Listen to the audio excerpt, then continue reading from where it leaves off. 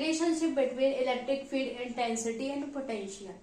तो अभी तक आपने जो लास्ट टॉपिक पढ़ा था कि जो आपका इलेक्ट्रिक पोटेंशियल है वो इक्वेटोरियल प्लेन में जीरो कैसे हुआ, वो डेरिवेशन हमने प्रूव किया था। ठीक है, अब जो हमारा टॉपिक है वो है relationship between intensity of electric field and potential. ठीक है, तो हमने यहाँ पे 2 पॉइंट लिए हुए हैं, ए और बी है।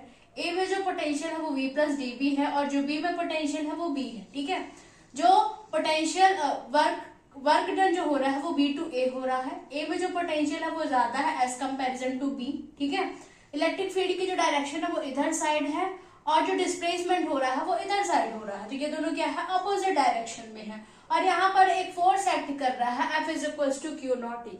ठीक है, तो आइए देखते हैं कि टोटल वर्क डन कितना हो रहा है। ठीक, तो work done is equal to क्या होता है, फोर्स इंटू डिस्प्लेसमेंट होता है। ठीक है, अब फोर्स इंटू डिस्प्लेसमेंट होता है। तो आप देख रहे हैं कि फोर्स और जो डिस्प्लेसमेंट की डायरेक्शन है दोनों क्या है, ऑपोजिट डायरेक्शन में है।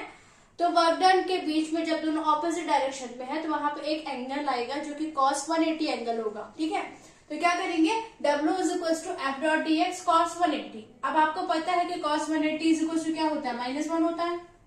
cos 180 की वैल्यू कितनी होती है, -1 होती है।